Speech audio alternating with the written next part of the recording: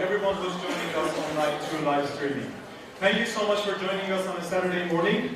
I hope that you've had your coffees already and you're ready to learn some new things today. As you know, today we are going to have 2 sessions, and I hope that these sessions are going to be as thought-provoking as the one which was yesterday.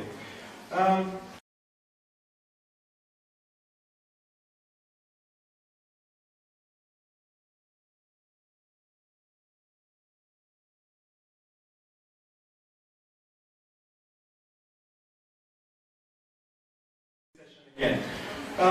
Today we are having with us Areli British Council Armenia Country Director, whom I would like to invite to this stage to have her opening remarks, and then we are going to start with our first session for today.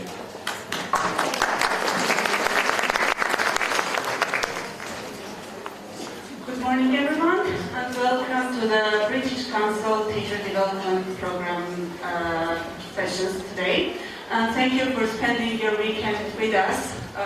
This means a lot, which means that the need for teacher development is big.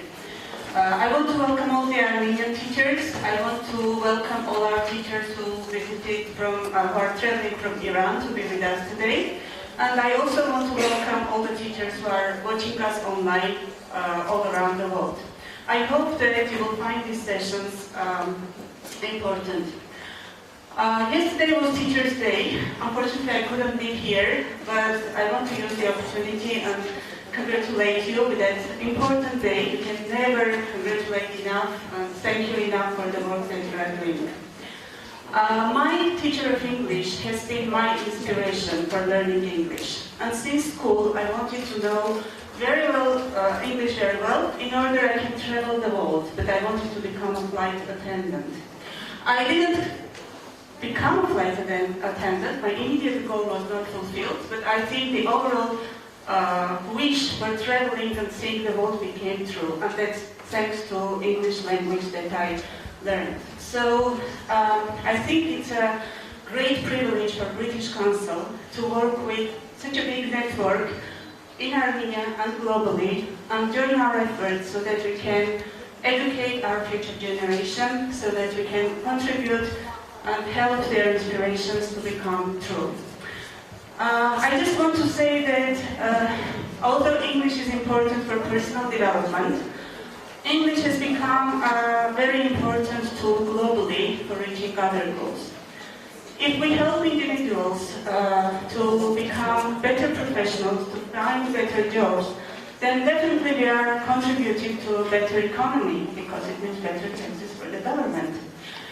We help people to broaden their horizons, to link with others internationally, to be exposed to the other opinions, and this helps to learn from others, this helps to reach the countries, and this helps hopefully to contribute to stability, to security all around the world, because if we can connect with people, we can discuss and talk with them, hopefully we can then solve all our problems through dialogue and not through wars. So I want to say that the job that you are doing is very, very important. It's just not the kids in your classroom that you see. Eventually, the work that you do has a much, much bigger impact in the world, I would say. I want to thank Penny Orr for being with us. I think you have had introductions yesterday already. But thank you very much, Penny, for being with us. These events have become very popular in Armenia, and a lot of people are also watching our sessions. Hopefully, we can learn with Penny the new development of English teaching, at least from Britain, but I think other experiences will be shared as well. And I want to thank my team, our volunteers, who are sitting outside helping us with the event, and also Adrian in particular, who has made this event annual event, very popular, and is bringing this opportunity to Armenia for our teachers to develop their skills. Thank you, and I hope you will enjoy your time. Thank you, Areli. Okay, just to remind you that all our sessions have been mapped to our continuing professional development framework, the CPD framework, and you can explore this framework with brochures and booklets which are available to you, and also explore the other resources that we have for you for your future professional development activities. Now let's begin our today's first session. In this first session, Penny is going to provide us with some suggestions as to how insights from research can be made more accessible to us and how it can contribute to our professional development. So please join me to welcome Penny to the stage.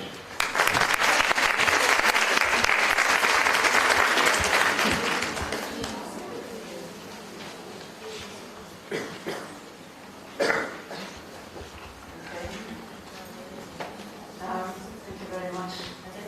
And it's really nice actually to do this kind of session, kind of event, 3 days, and I see people who I've seen already yesterday and start feeling that I'm already talking to a set of friends rather than just faces I've never met before.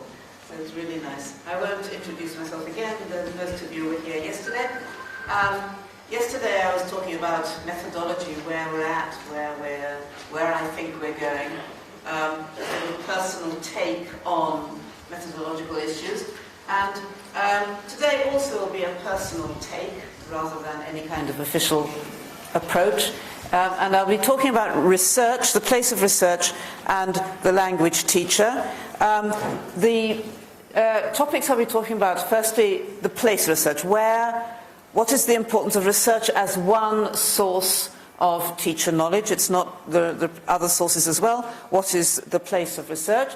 Secondly, what it can contribute to our knowledge. Thirdly, problems with implementing. If we do learn things from research, how can we implement them? And fourthly, which is most fun, I think, in this session, some examples of the research and how I have managed to use it or not use it in my own teaching.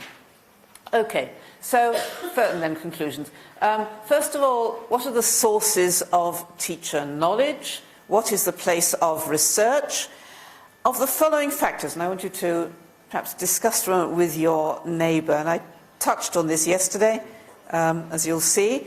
I want you to think which grade would you give each on a grade of 1 to 5 on how important it has been to bring you to your present level of expertise in teaching. Okay? So, your preparatory teacher training course, later courses, seminars, events like this, conferences and so on, feedback from students, practical help or advice from colleagues, your own classroom experience, and the professional literature or research. So just a moment to introduce yourself to the person sitting next to you, decide what grade you'd give each of these. Okay?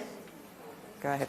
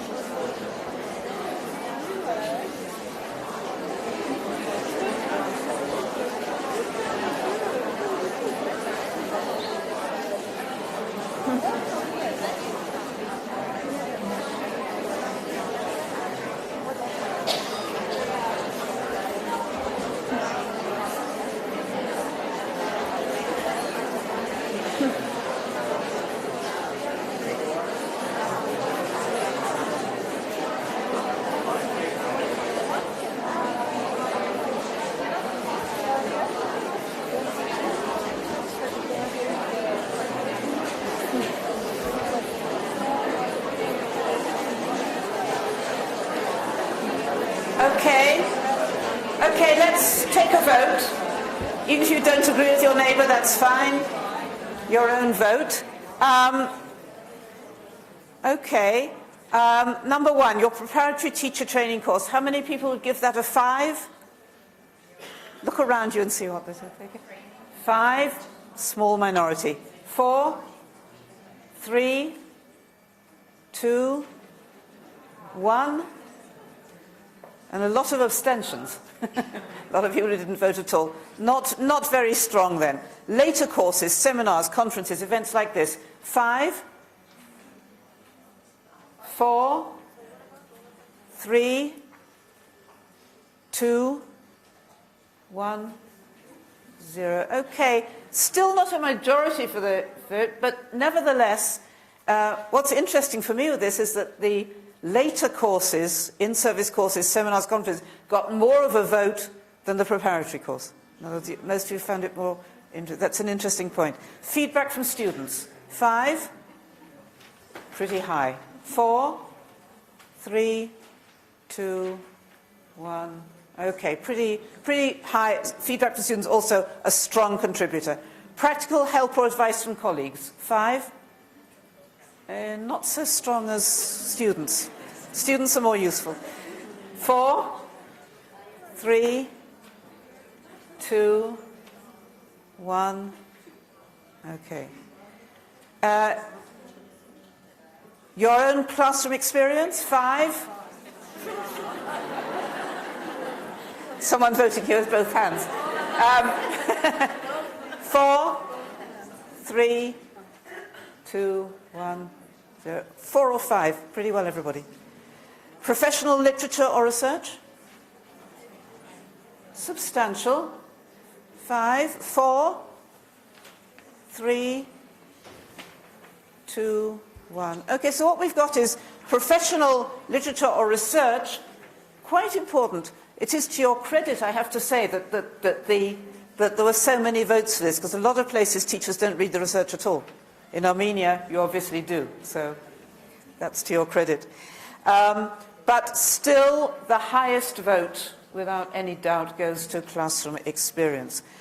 So probably classroom experience and reflection on it are the major sources of professional expertise. How do we know? Now, the interesting thing about this phenomenon is that it's not just teachers. You ask doctors, they say the same thing. I'm a good doctor because of my clinical experience. Nurses will say the same thing, lawyers, architects. In other words, it is a fact about professional work in general, the work of a professional, professionals who work with people, that it's the experience and the reflection which produce the expertise. So evidence from the field, what the teachers say, evidence from other professions, as I said.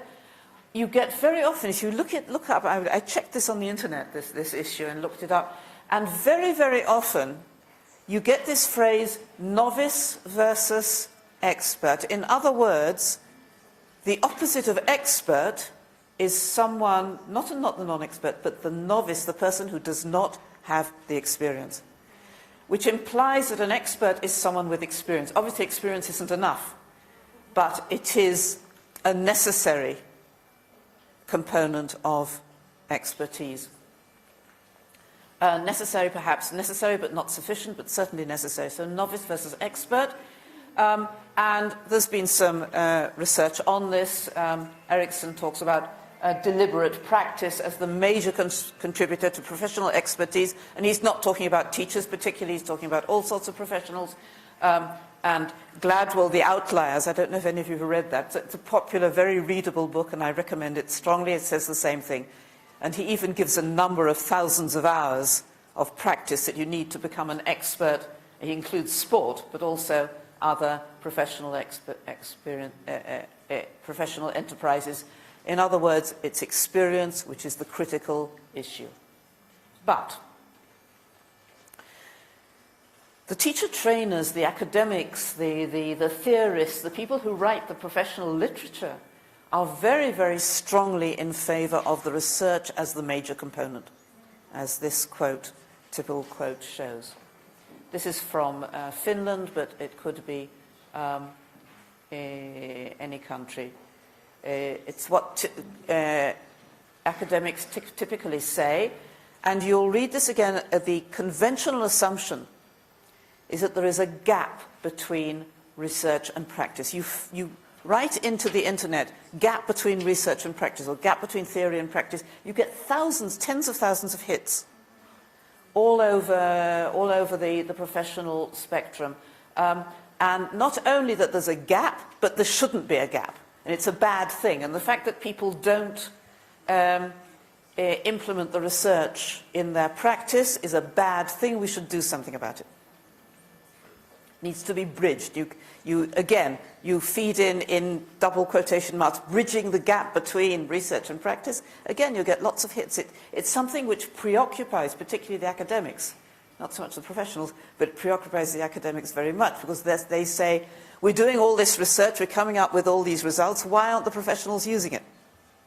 And they very often aren't, and again, I'm not just talking about teaching. Research findings ought to be implemented in practice. That's the conventional assumption, and I'm sure you've come across it, but I don't agree.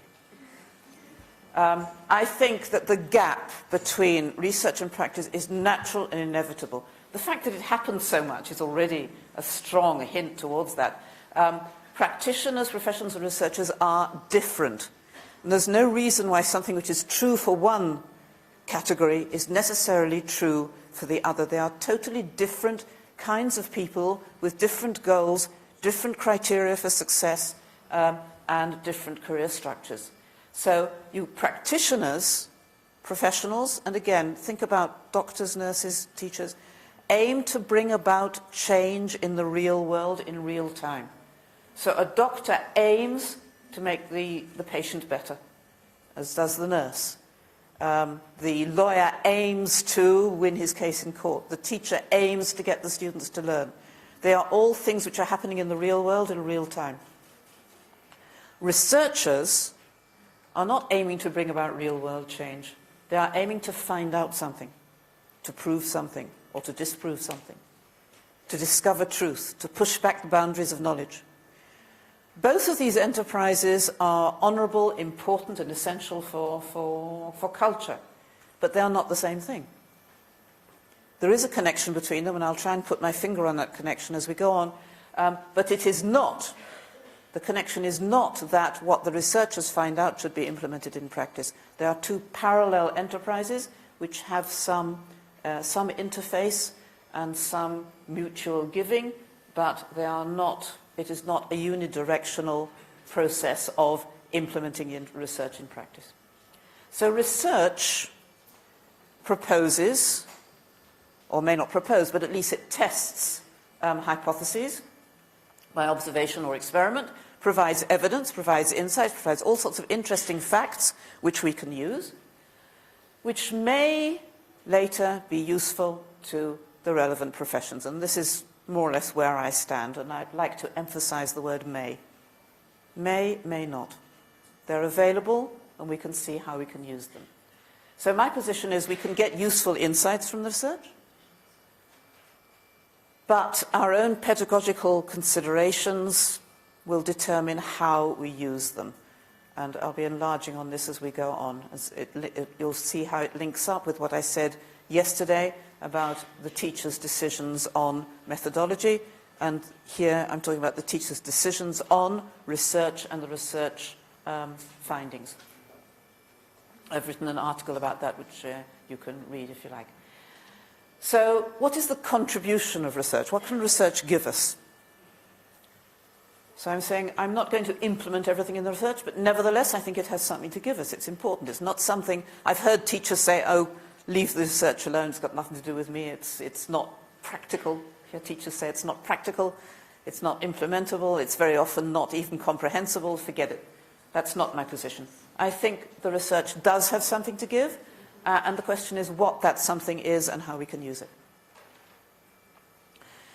The reason why research is so important for us is that we cannot learn everything we need to know only through first-hand experience. We're going to reach a ceiling at some point. There's just so much I can learn from my own classroom practice and from my colleagues and students and all the other things around me.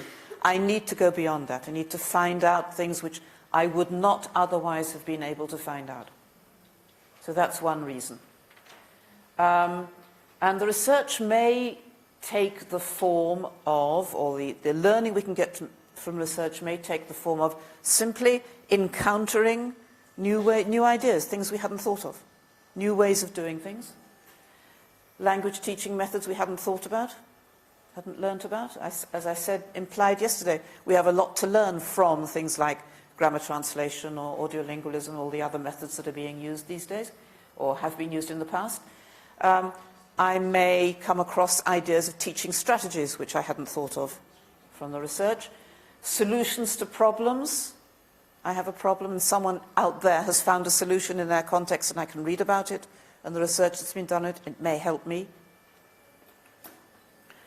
It can give me deeper reflection and understanding in that the research may show me different ways of interpreting things I've come across, which I interpreted one way, but maybe there's another way to interpret them. I'll give examples as we go on.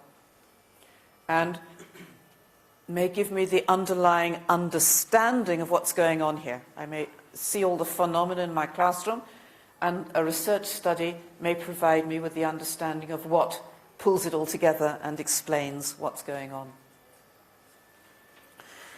The problem with implementation, or problems with implementation, firstly, as I've already said, there's the difference in perspective between the researchers and the teachers. The researchers, as I said, are in a different place. The goal of teachers is to get students to learn. The goal of research is to validate or refute a hypothesis. And therefore, when a researcher does a study, they have to eliminate contaminations. Contaminations of what happens in classrooms. I'll show you what I mean. Supposing we get a lot of these studies are based on experimental versus control groups. So the researcher says, let's see if I give a certain group of students a kind of treatment, teach them in a particular way, and I take another control group and I teach them not in that way, don't give them the same treatment, and let's see if my treatment improves the learning for the experimental group versus the control group, or doesn't. So you need two groups getting different treatments, let's see what the results are. And there's a lot of studies like this. So, as it says up there, checks the results through tests and sometimes post-tests after a while to see if the results maintain themselves. And draws conclusions. If a researcher is doing a piece of research like this, then they must assume the following. They must assume that there is enough time to do it. They allow the time. They must assume that the teacher is doing exactly what they've been told to do. They must assume that the students are on task the whole time. Otherwise, obviously, the results will not be true. They must assume that the students are not doing other tasks at the same time. They must assume that there are no discipline problems. We mentioned this yesterday.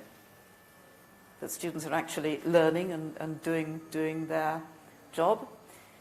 That they are fully motivated, there are no distractions, and there are no learning goals other than the main one which they are studying. And rightly so, they need to do this, because if they don't assume all these things, they're not going to get true, consistent results, right? But none of these are true in a normal classroom. If you think about the conditions which I listed before, think about your own classroom. How many of these, in fact, obtain in your classroom? Very few of them. Pedagogical considerations, therefore, which constrain us, the teachers, and do not constrain the researcher, include things like time. I'll come back to this later, it's a crucial one. The researcher very often assumes that there's lots of time, plenty of time, to do whatever the treatment is. And if something takes more time, less time, that's not so important. What is important is whether the treatment results in good learning. For us, time is crucial. Motivation and interest. The students may or may not be motivated to do whatever the researcher says is a good thing. Classroom management and discipline. The textbook we have, the materials we're using. The fact that we have very large classes and cannot sometimes attend to each student the way we would like to. And mixed ability classes, which I'll be talking about later. Upcoming exams. We may not be able to use whatever the researcher says is a good thing to do because the exam doesn't test it, and we have to make sure that the students learn what the exams test. and so on.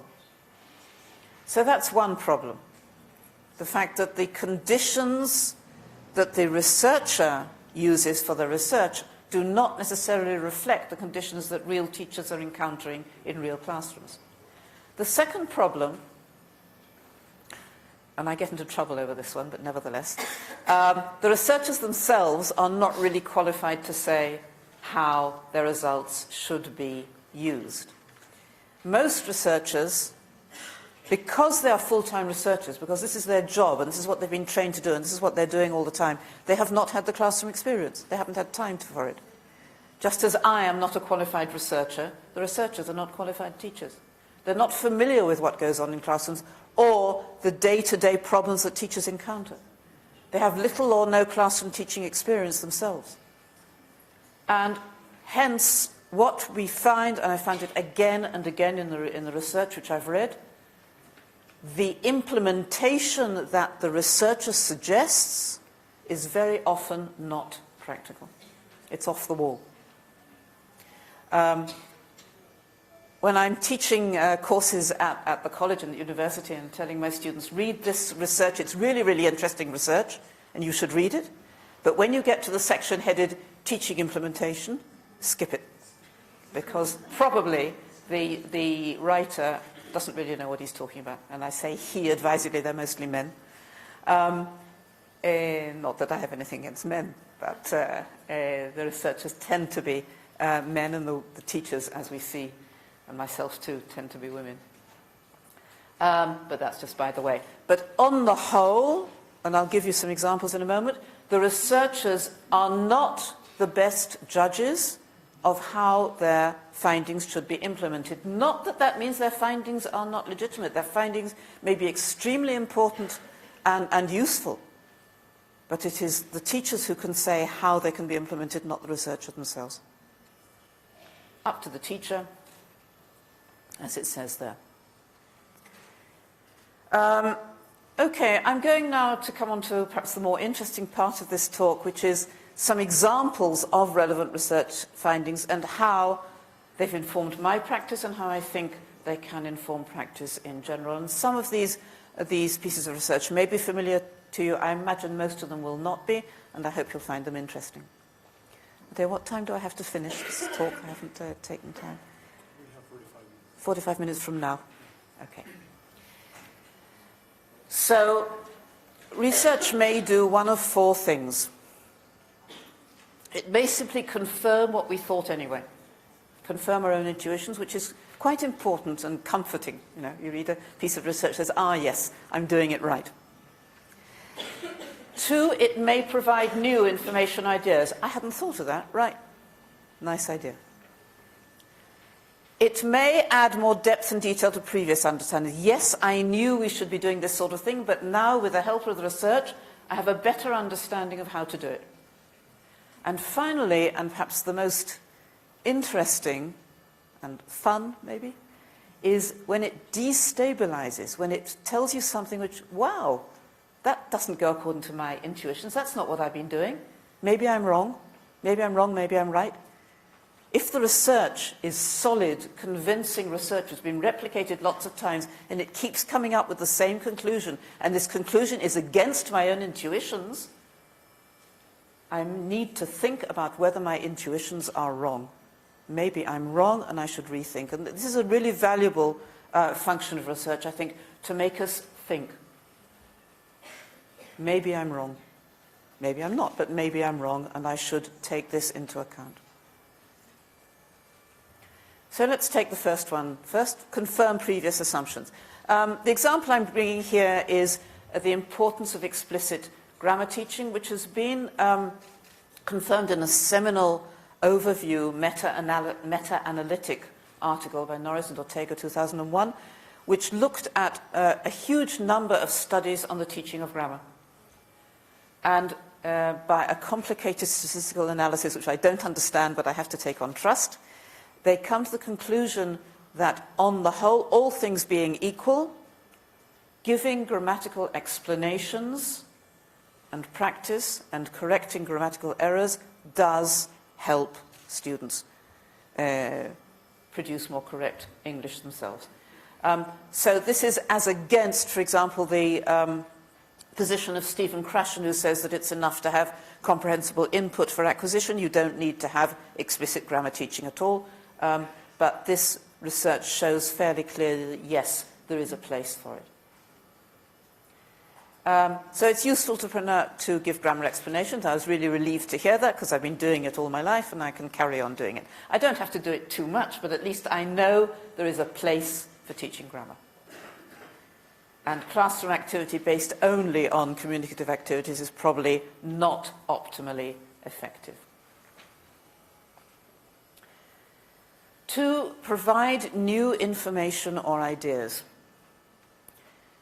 The relative usefulness of different ways of correcting errors in class. This was a really useful piece of research I read some years ago with Lister and Ranter. Roy Lister is a Canadian researcher on error correction, or corrective feedback, I should call it. And this particular piece of research was done in collaboration with a classroom teacher. And they looked at different ways in which teachers correct errors in class, correct oral errors, in order to find out what are the most effective ways of correcting. And the other one, which I'll look at in a moment, is what's called the natural developmental order. Pieneman, anybody heard the name Pieneman, connected with the order of acquisition of structures? I'll come on to that in a moment. Let's start with Lister and Ranter. And they isolated 6 ways teachers correct errors in the classroom. The first was recast. Recast is the intuitive way we correct. A student says something like, I say to the student, what are you doing? The student says, I listening. And I respond, I am listening. In other words, I simply recast what the student has said in its correct form. And that's it. So that's recast. Elicitation is, I say to the student, what are you doing? And the student says, I listening. And I say, and I try to get the student to correct themselves. Clarification request is when you focus on the meaning. What are you doing? I listening. What are you doing? Can you tell me again? I didn't quite get that. Trying to get them to think a little bit more. Metalinguistic feedback is when you actually talk about the grammar rule and you say, the student says, I listening, you say, in the present continuous, you need the verb to be, and so on and so on. So, metalinguistic feedback. Explicit correction is when you say, no, that was a mistake. You actually share with the student, you make it clear that it was wrong, that was a mistake, and then you go on to correct it in one of the other ways. And finally, repetition. You simply say, I listening, but with a, expression on your face that conveys to the student there's something wrong here. And you get them to self-correct. Which of those do you think was the most common in their study? Repetition,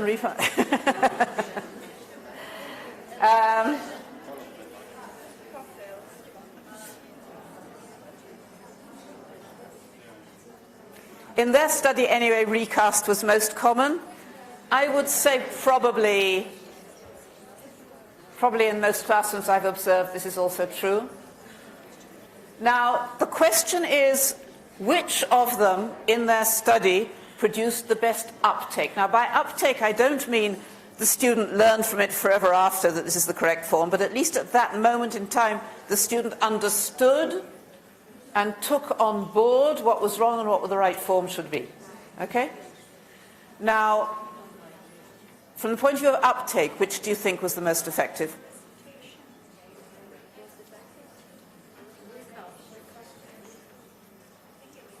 What do you think? Recast? Why? Can I exemplify recast? Recast is when you just repeat what the student said but corrected. So if the student says something with a mistake, you say it correctly. So with that, but the explicit correction is when you say, no, that was wrong, it should be this. Okay? So recast is just conveying the correct form.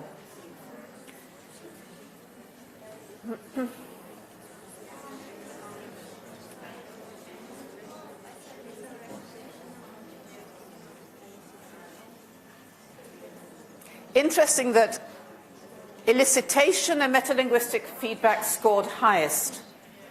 The students learned best from them. Interesting, isn't it? Really. So when you get the student to self-correct, that scores pretty high.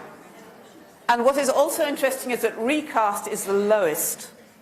And one of the reasons that recast is the lowest is that some students perceive the teacher's recast simply as an echo of what they said. They don't notice that the teacher corrected them. Rod Ellis tells the following story. A story of a teacher teaching in a language school in southern UK, and a class of adults, and he asks the students, "What did you do last night?" And one of the students raises his hand and said, "I go to the pub." And the teacher says, "Ah, you went to the pub." Recast, yes. And the student says, "Yes, I go to the pub."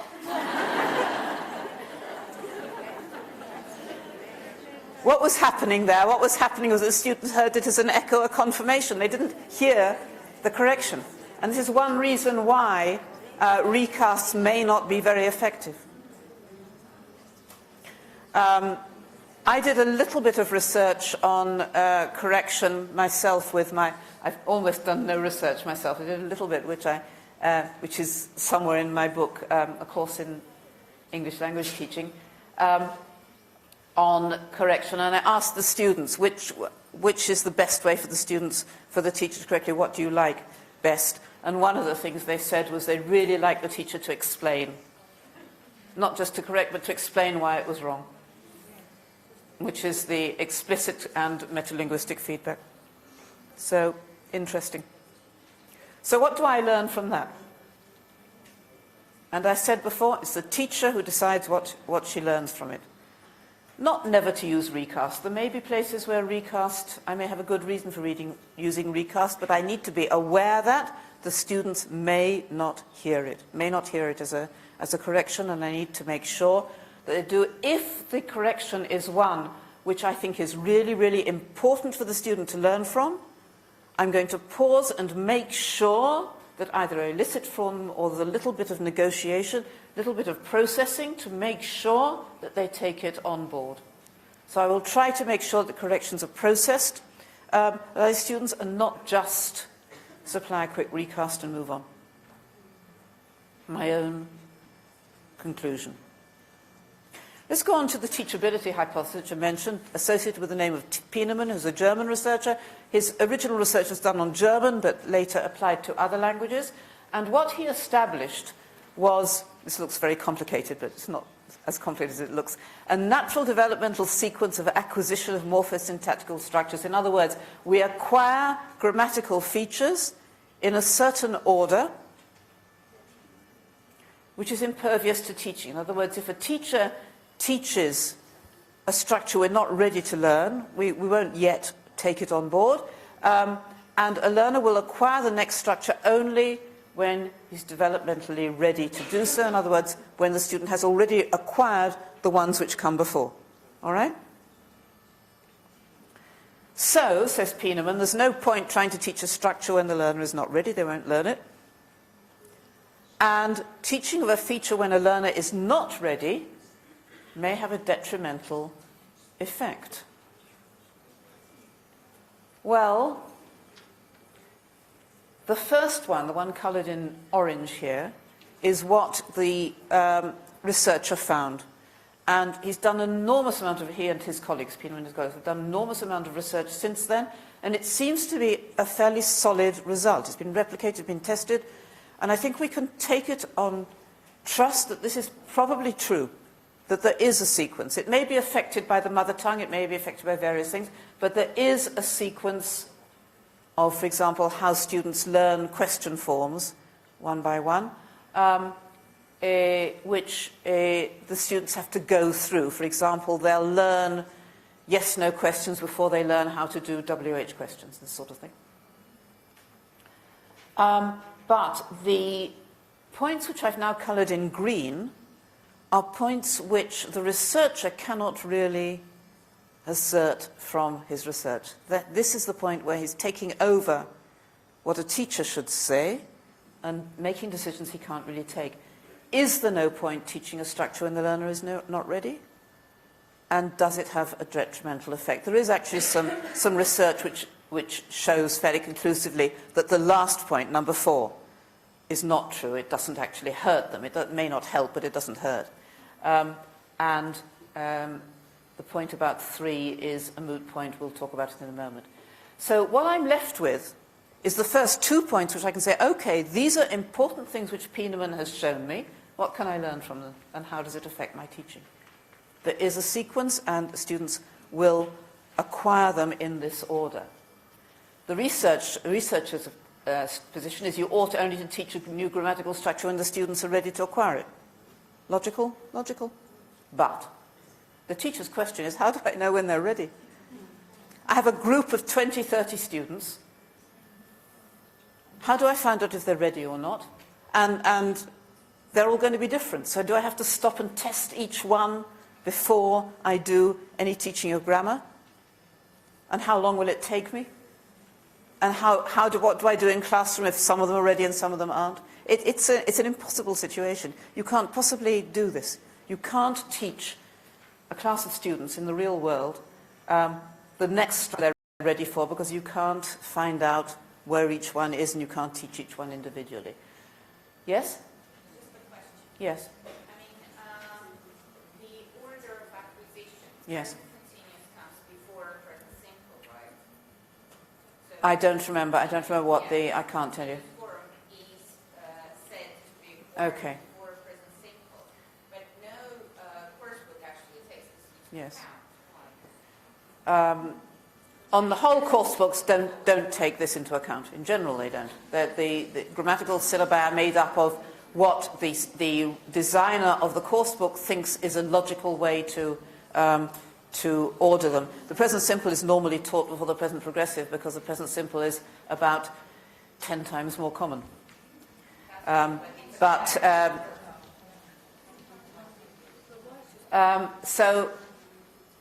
the question is whether you should, in fact, teach them in the order in which Pieneman says you should teach them. I mean, my conclusion is rather different. My conclusion is I'm going to carry on teaching as I taught before, in an order which I think is logical and sensible. But now that I've read Pieneman, I'm very much comforted to know that if a student hasn't caught on, this may not be because they're stupid or because I've taught it badly. It may simply be they're not ready yet. So, okay, they haven't taught it. And what I need to remember is that I need to reteach it again later when perhaps they will be ready. That's my conclusion. Other people have come to different conclusions. Other people have said, oh, well, if there's a natural order and they'll only learn it in natural order, I won't teach grammar at all. I'll just wait for them to pick it up when they're ready. I think that's opting out, and it also contradicts the finding I told you about before, that explicit grammar teaching does help. So I will continue to teach grammar, but I will be aware that there is a natural order there, that students may not be ready to learn what I'm teaching now, and therefore I need to take that into account and maybe teach it again later. That's all I can do. So that's an example of what the researcher says and how the teacher perhaps can implement it in practice. Third one, add more depth and detail to previous knowledge. The example I'm going to give here is the importance of reviewing vocabulary through retrieval-based activity. In other words, getting the students to make an effort to remember the word rather than just getting them to study it again. Lots of studies here. It's a fairly solid result. An article by Karpik and Roda, 2008. They took 2 groups of students. Well, I'll tell you in a moment. Effort for retrieval and take each one in turn. Testing, not just studying. Students who were tested on the vocabulary versus students who were just given time to study it.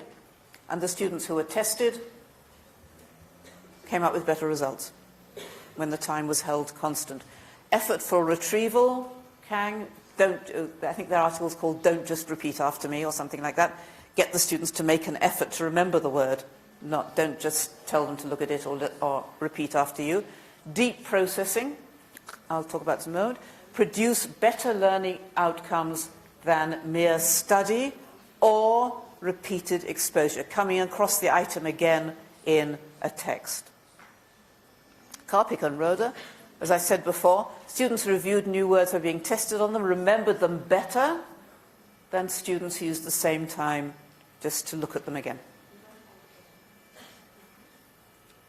Laufer and Holstein, deep processing. Batya Laufer is actually a colleague of mine who I'm in touch with quite a lot. And her theory is that the involvement, it's an involvement hypothesis, needs search evaluation. Says if you get a student to need to know the meaning of a word, to take active steps to find out what it means by asking the teacher, looking up in a dictionary or whatever, and evaluation, checking out how it's used in context, this will result in better learning of the word. Webb did an experiment asking students just to write sentences with the words as opposed to just reading them in context. And he found that if they wrote sentences, they learned better than if they just read the words. And Laufer and Wozowski-Reutblatt again, focused vocabulary exercises resulted in better learning than just further noticing of the target items or looking up in the dictionary.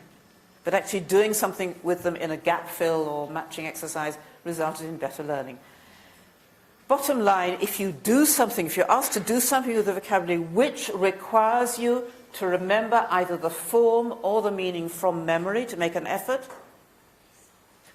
this will help you learn the word better than if you just revise it, just look at it again, or even look it up in the dictionary. But, and here's where the teaching bit comes in. If you write it, if you do all the need search evaluation of the involvement hypothesis, if you do all these exercises, it takes more time. If time is held constant, sometimes in some of the experiments, the advantage for the involvement processes disappears or even becomes a disadvantage. One of the researchers acknowledges this frankly. Webb says, when the same amount of time was spent on writing the sentences as reading, the reading task was superior. Actually, they learned better through the reading, so this becomes rather confusing now. Note that researchers don't really see this as a problem. Crucial difference between researchers and teachers. Researchers say, never mind if they take twice or 3 times the amount of time, it produces better learning. And the teacher says, well, I need to take into account this time because I only have so much time in my lessons, they only have so much time for homework. I can't just use as much time as the researchers say I need. And Laufer and Wozowski-Reutblatt, we made no attempt to control for time. Teachers' time is crucial. Look at this. If a particular writing task consolidates the learning of new words more effectively than just reading them or looking them up, but takes twice as long, we have to ask, is it worth it?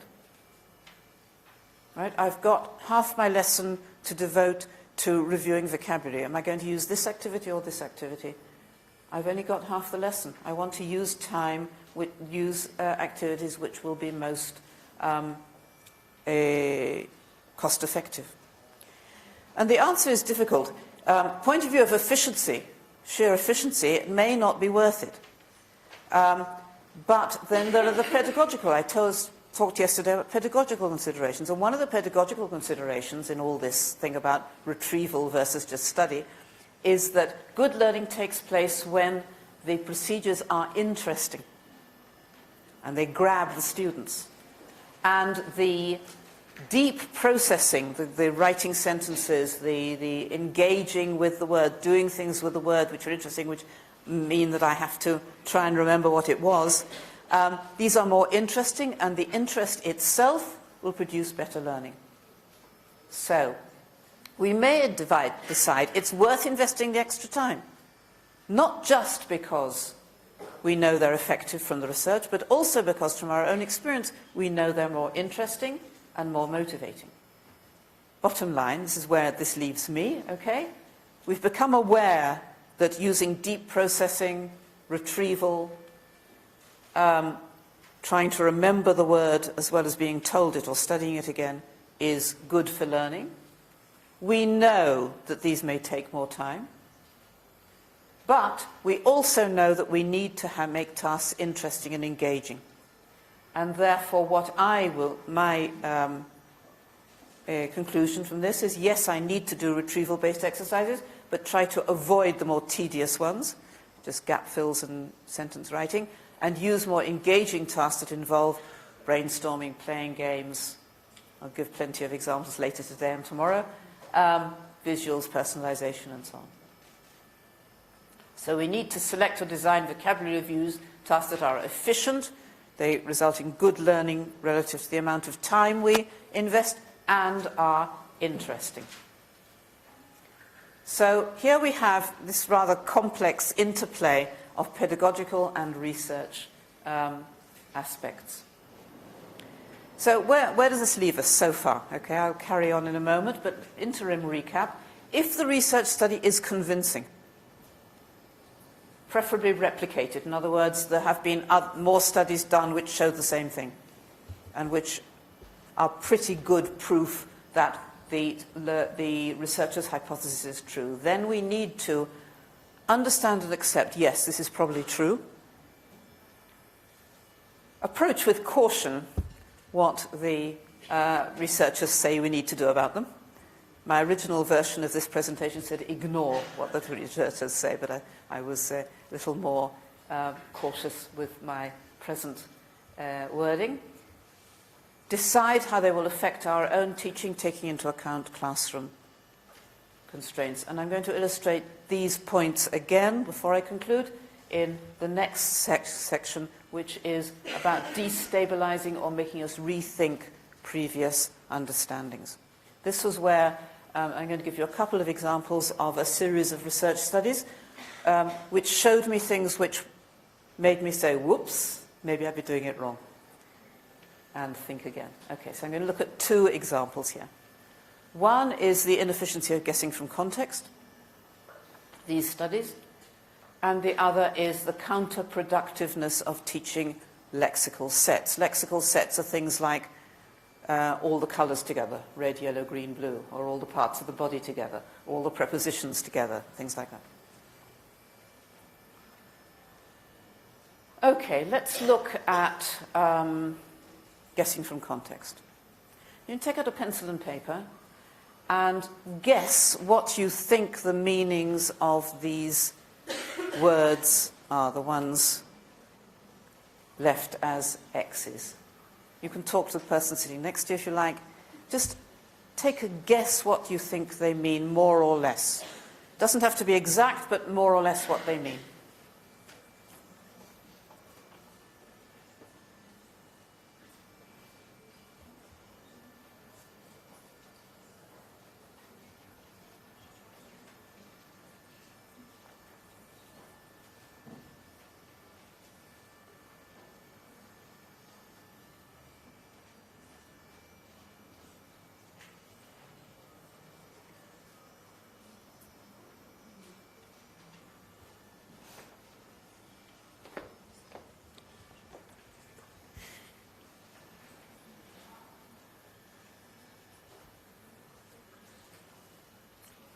I know it's difficult. Try it.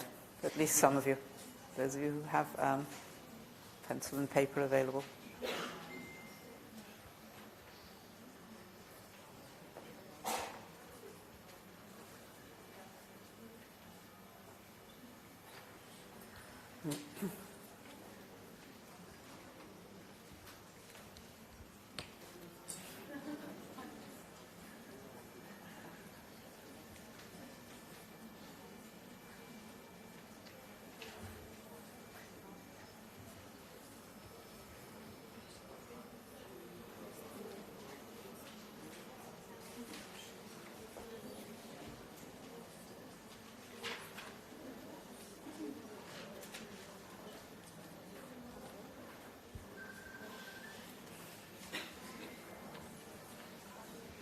Okay, how many people have tried to write down some of the words? Thank Thank you very much. Great. Okay. I'm going to ask those people who wrote down, I'm going to ask them in a moment. Okay, I'm going to ask you to give, I'll show you the answers in a moment. Give yourself 1 point for every title you guessed right, or a pretty good synonym. For example, if the actual target word was delightful, if you wrote something like pleasant, that's fine. Okay? So, see how many you got right.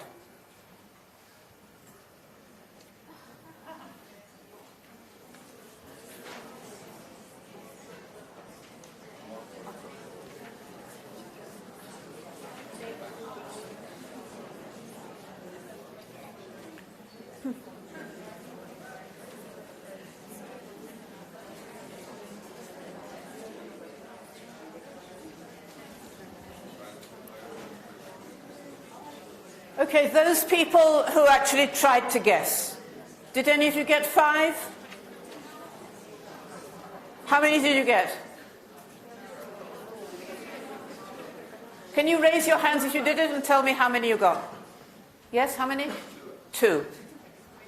Anybody else? Yes? No, like how?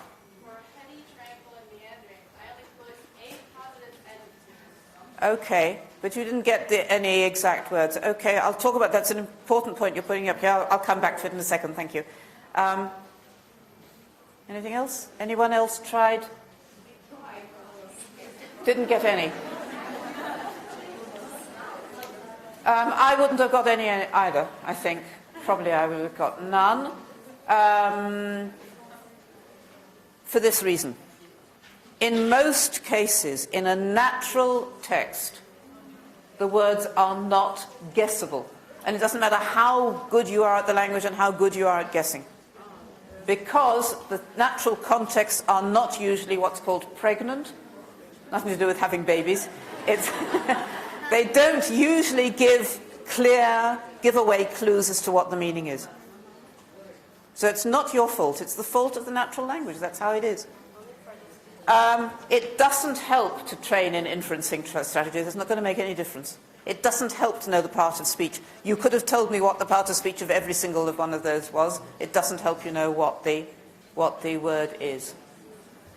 The morphology can help, if it's got a prefix or a suffix that you're familiar with, but it can also be misleading. In pedagogical terms, what this means is if we ask students to guess new words from context, they'll usually get it wrong. Not because they're students, not because they don't know English, but because the words are not guessable. They'll get misleading information as to what the word means. They'll get no link, and they may have a feeling of failure. In other words, it's a bad thing to do. Oops. I thought it was a good thing to do. And most teachers are told that, yes, you should ask them to guess from context. It's a really useful thing to do, but it isn't. Should I stop students stop asking students to guess from context? Now we're coming on to the pedagogical side of it. Should I, shouldn't I? We need to know, first of all, we need to know, and it's really important to know that they'll probably guess wrong. We thought, or I thought before this, that they would probably guess right, and I was wrong. They'll probably guess wrong. It's not so simple as a yes or no, in my opinion. The question is why we do it. 2 main reasons we ask them to guess from context. 1, to get at the meaning of the new word, which they probably won't be able to do. 2, to cultivate the skill of inferencing for their own reading, because they're going to need it when they start doing extensive reading and coming across new words in a text. They're going to need to be able to guess from context. And if it's 1, if it's in order to access the meaning of a new word, then probably it's much better just to tell them what it means. Because they'll probably guess it wrong, and you'll get this thing about getting something wrong, feeling failure, and so on. So probably, if my main aim is for the students to understand the meaning of the new word, I will not ask them to guess, unless I'm absolutely sure that it's very clear that it is a pregnant context. I will not ask them to guess, but I will tell them what the word means. If I'm doing it in order for them to get better at guessing from context, then yes, but I'll make sure that they're very likely to get it right. In other words, I'll choose the ones I want them to guess from a context that is pretty well pregnant and pretty well obvious. Or I'll say, and here we come back to your point here, I'll ask them to say, do you think this is more or less a positive or a negative word? What sort of thing do you think it means? Yes. Sorry? I can't hear. In a pregnant context, yes. Yes, what about it? If they're familiar with it?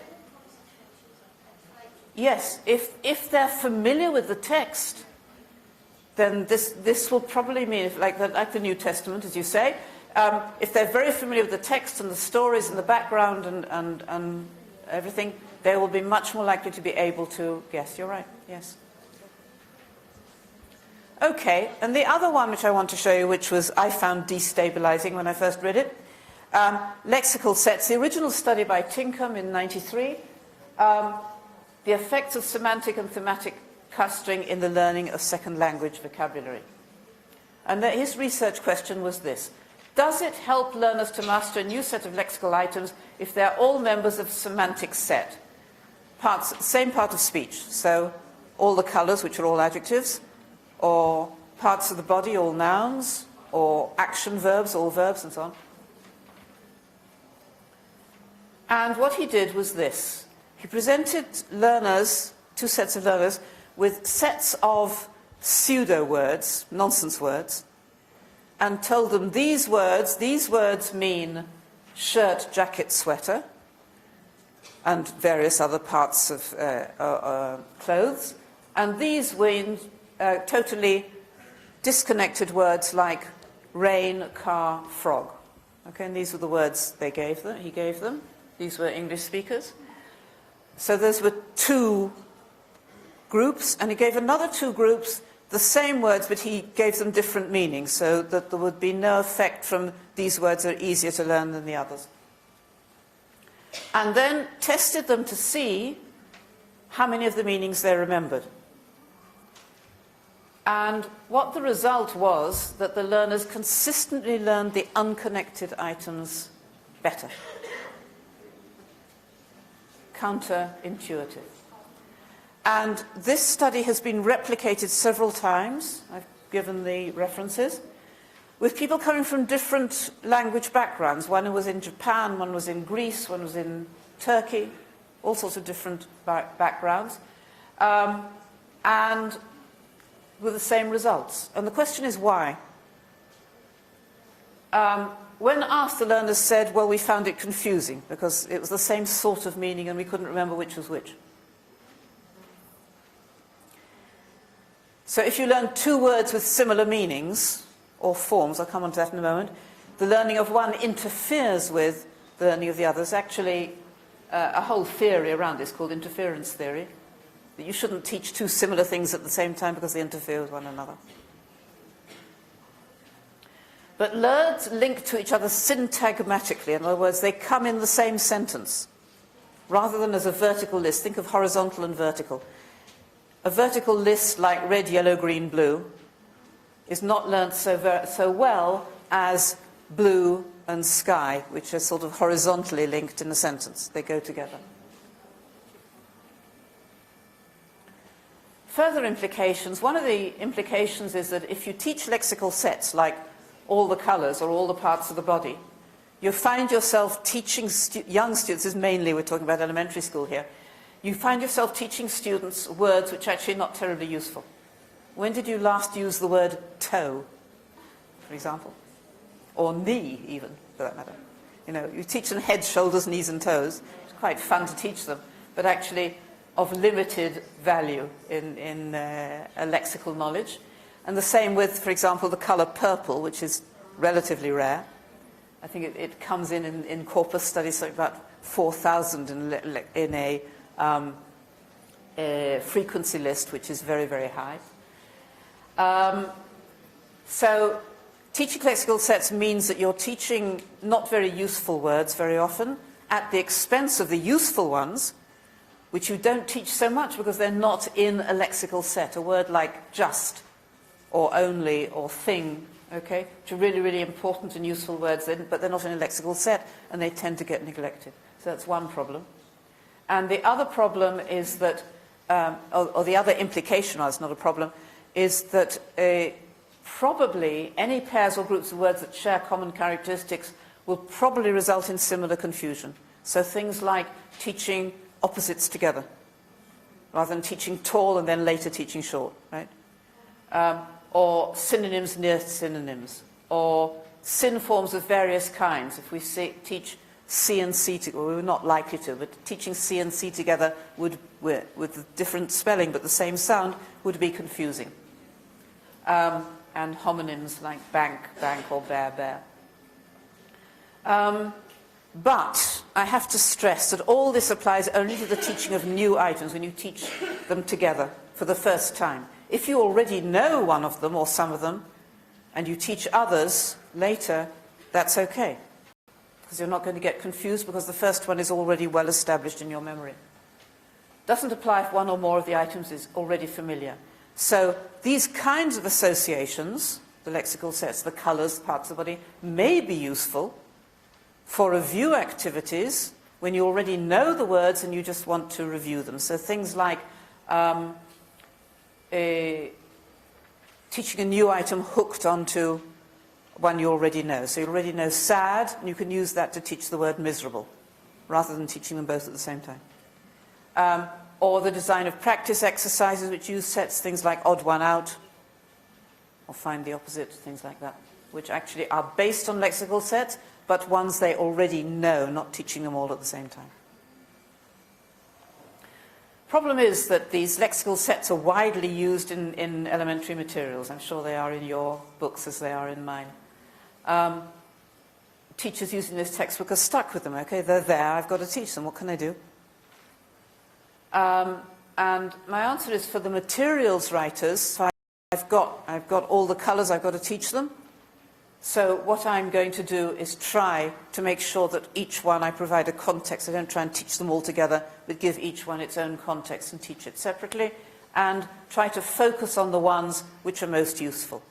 So if I've got a whole lot of colours to teach, I'm going to focus on red, white, black, green, blue, the ones which are really useful. I'm not going to worry too much about grey and purple and beige and words like that.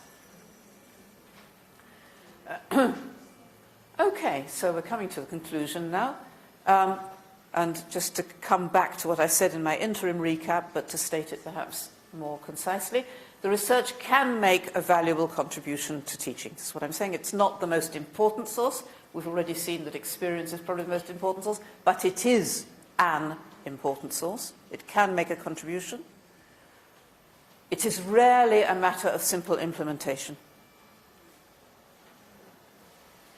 It is rather that the study of the research makes us rethink our own conventional practice, what we've been doing in the classroom, and search for teaching procedures that take them into account. The research shows this. I have to think about how this is going to affect my teaching, what it means for practical teaching procedures, combined with my own pedagogical experience and judgment. The bottom line being that good pedagogical practice is informed, but not determined, by research-based insights. Thank you very much.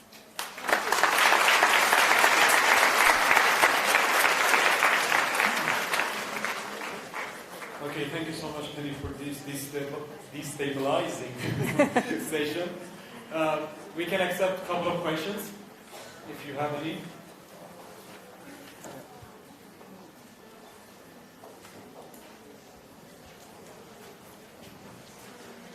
First off, thank you so much, because I think I don't think that often on Saturdays. It's a non-thinking day for me, but it made me think.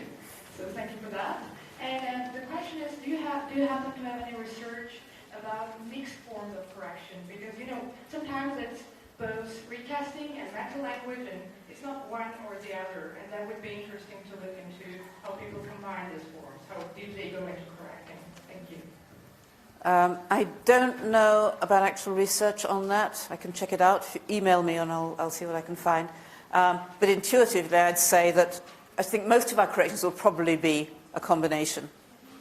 And what you learn from this is that recast on its own is probably not effective, and we need to combine recast and elicitation or something like that together. So, yes, write to me and I'll see what I can find.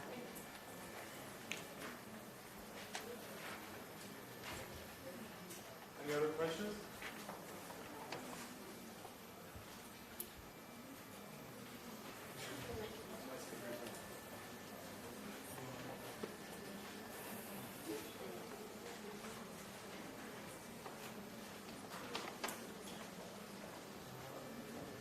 Okay, if there are no questions, then we are done with our first session.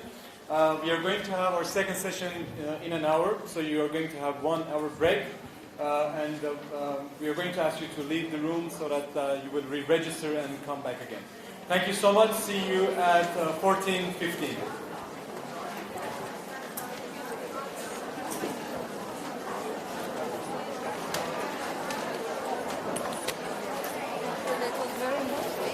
My first major was teaching. Please do not forget to give your questions if you have